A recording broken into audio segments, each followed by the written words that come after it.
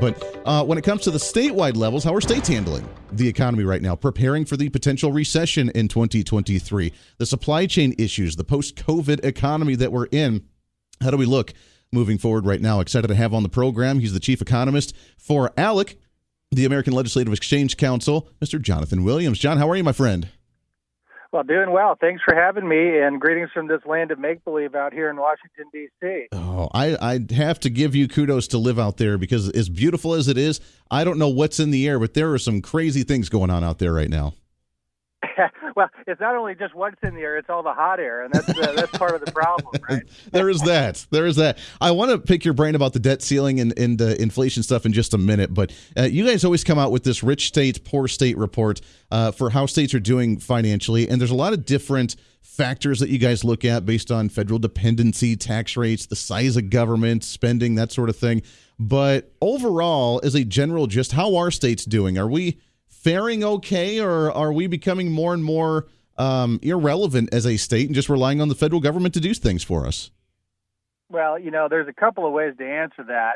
First of all, states are doing relatively well financially right now because they've almost all got surpluses outside of places like California and New York, where they've figured out ways to spend money even faster than all the Biden bucks coming in and all the surplus dollars coming in. And that's a real skill, I guess, if you want to call it that, just because there's so much money sitting out there in state budgets washing around. These, as a fiscal conservative myself, these are kind of dangerous times, right? And we have to be very careful states don't overextend themselves and overspend right now. We know that the recession is coming at some point, and I think this is a really important moment in state capitals all across the country for those that are, wise, that would say, hey, let's not make the mistakes of the past like we saw during the financial crisis and get into this situation where then we go to Washington, D.C. and ask for a bailout of the states like the big blue states did just a couple of years ago. And, I think that is my overall fear, though, Andy, is that, states would become overly dependent on the federal government. And it seemed like that's just the natural inclination of things in Washington, D.C., is to try to take power and federalize it, not abide by this idea of the founders that these decisions ought to be made at the state and local level. But, there are a lot of folks here in Washington, D.C., in both parties that would love to centralize power in Washington. And I think that's inherently a dangerous thing for all of us. Yeah, that is very true. I'm just throwing it out, and I have your website up here, which people can find at richstatespoorstates.org, and they can find the entire report and everything that you have here. And just kind of briefly glancing through this, but I'm guessing that the majority of the quote-unquote worst states that are in financial situations right now are some of those that are run by the other side of the aisle. And the reason I say that is I'm guessing states like California, who are trying to push for $5 billion worth of reparations, or $500 billion, however much it's going to cost, and those types of policies, probably not the most economically smart decisions that they could make. No, I mean, it's absolutely economic malpractice what's happening at the bottom, 10 states, really, in rich states, poor states. New York, 50th out of 50. California, certainly in that list. Illinois, New Jersey, Minnesota, states that are not going to surprise any of your listeners. I mean, they're following what Ronald Reagan always warned us of. The liberal view of the economy could be summed up as this: if it moves, tax it. If it keeps moving, regulate it. If it stops moving, subsidize it. And for far too long, these states have been following that strategy, if you want to call it that. We've been putting together this report for the last 16 years with Art Laffer and Steve Moore. So we've been able to see kind of the upward mobility of states and the states that have fallen behind. But so many of those states that have followed that big government formula just continue to be stuck in the cellar in the rankings. And of course, it's not just our rankings that show this. The proof's in the pudding. Where are Americans leaving? They're leaving states that have high tax burdens and have these just kind of off the wall progressive policies, and they're voting with their feet, and they're going to states that really offer more economic freedom. Yeah, that is very true. And I mean, we've seen that report for years over and over again, that those high taxing states, California, New York, some of those places, they're leaving en masse right now. The population's dwindling, and they're going to those low tax states all over the nation. So let's talk about that for a second. Right now, what are some of those highest taxing states, and where are they going? Well, just was talking to some friends in Illinois today. Illinois is one of those states that, outside of the coast is probably, today and Minnesota are probably two of the examples of the Midwestern states that have gone down this progressive path. And Illinois just suffered its worst loss of wealth leaving the state of Illinois at any time in the last 20 years. The IRS just came out with this new data. You probably talked about it, Andy, where it's not just that we know people are going from state to state. We actually know how much wealth and how much income they're taking with them based on their tax returns. And so in the case of Illinois, they've lost something like, $11 billion of annual gross income that just left Illinois for one of the other 49 states just in the last year of data that we have available. And, that number is small compared to what's left California and what's left New York. And if anything, now with the employers needing to give their employees more flexibility of where they want to work and raise a family, these numbers are staggering, and they're only growing because of that flexibility. Nobody needs to stay in Manhattan and pay $5,000 a month to live in a single bedroom or efficiency apartment. They can actually go and look for ways to make their lives better off. And that inherently is good for people, but it's going to mean that states need to get it that much better when it comes to policy making, or they risk losing all these businesses and individuals, as we're seeing. Yeah, I was going to say, that's not just individuals, that's the corporations and businesses as well, isn't it? I mean, we hear the big news of, Tesla with Elon Musk moving away from California, Joe Rogan with his multi-billion-dollar podcast moving out of the state of California. I mean, it's not just individuals, but they're taking their entire business with them. That's right. And those businesses are gone forever in many cases, right? And it's not just tax revenue in 1 year that they lose the perpetual tax revenue of all future years once a individual or business leaves a state and goes to another state. And, that's the beauty of states like Texas and Florida, two of the biggest in-migration states, gaining hundreds of thousands of new residents every single year. These are states that go without a personal income tax altogether, which not only entices the individuals who are the entrepreneurs, but let's not forget almost all the small businesses across America, those that are creating the real new jobs in this country, pay on the individual side of the code. And so getting it right and getting the personal income tax lower or eliminating it is actually one of the smartest things that states can do. Yeah, absolutely. We're talking with Jonathan Williams, Chief Economist over at ALEC, the American Legislative Exchange Council. You can find the report, richstatespoorstates.org.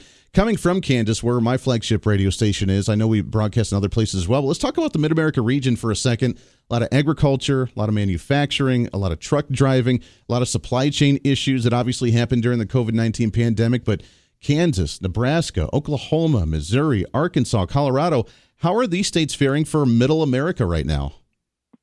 Well, there's a little bit for everybody there in terms of the good and bad and ugly.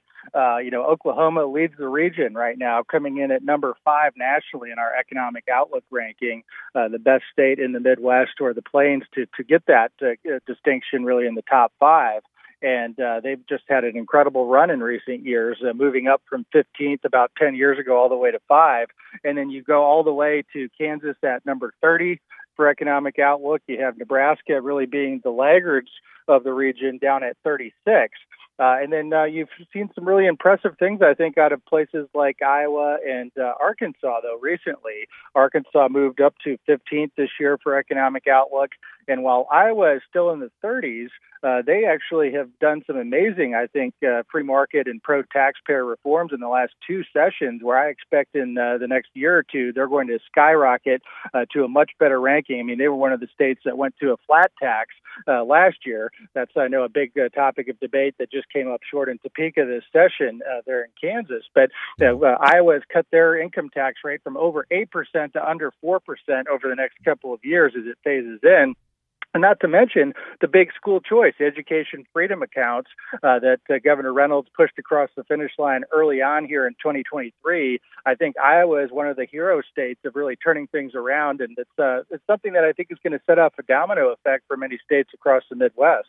Yeah, and the reason I love this report that you guys do is because there's so many factors to this. Like you said, not only with federal dependency, the tax rates, and you're right, I mean, we failed with our flat tax here in Kansas, which was by one vote in the Senate to overturn that governor's veto, which was pretty frustrating, but there's a lot of different factors here, and it's interesting to see how this all plays out. It's Jonathan Williams. When we come back, I want to shift gears a little bit and talk about the debt ceiling debate. June 1st is that deadline. Are we going to default on our debts at the federal level? We'll do that when we come back right around the corner. For the Voice of Reason, stay here.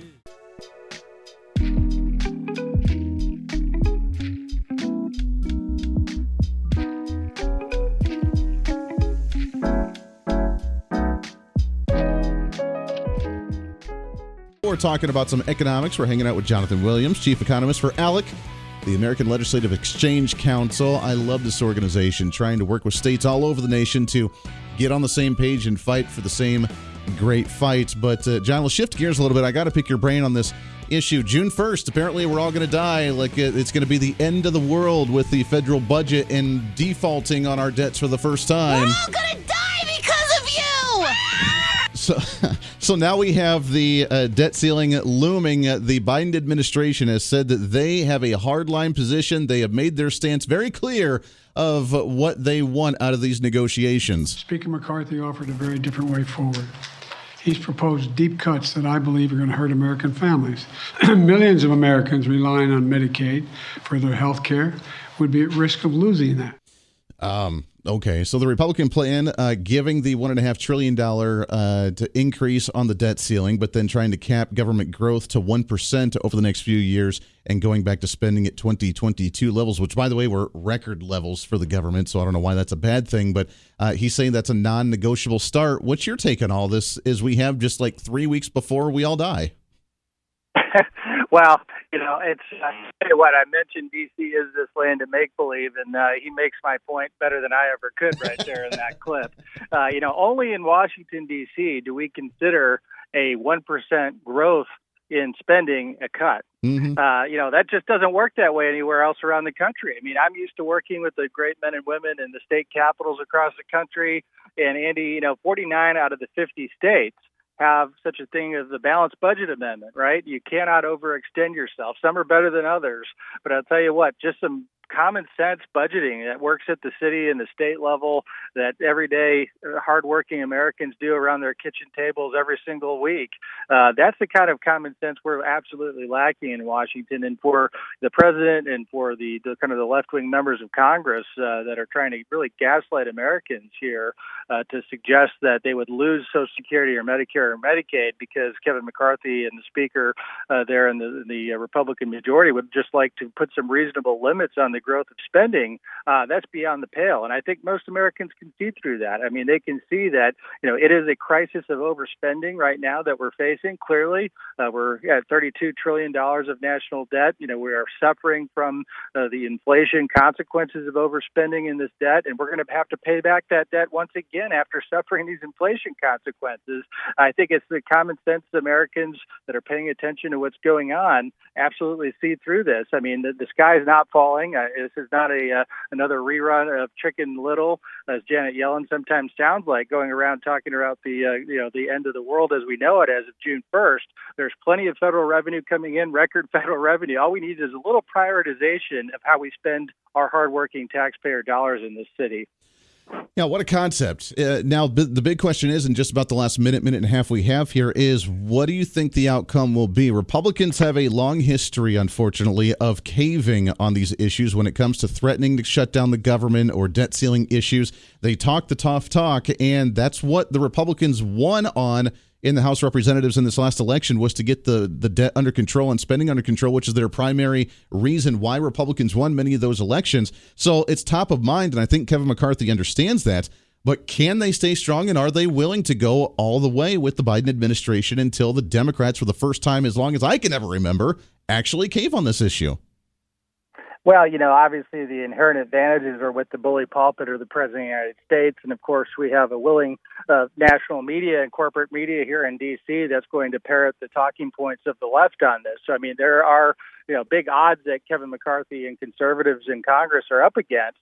I will have to say, though, given the very slim majorities that Republicans have in the United States House, this was a remarkable feat that he was able to keep that Republican conference together in order to produce something that, not perfect, but an incredible opening bid here. And I think right now it's very clear that the House has staked out their position. It's a pro-taxpayer position. The Senate and the President of the United States, it's up to them to come up with a plan, and then let's negotiate.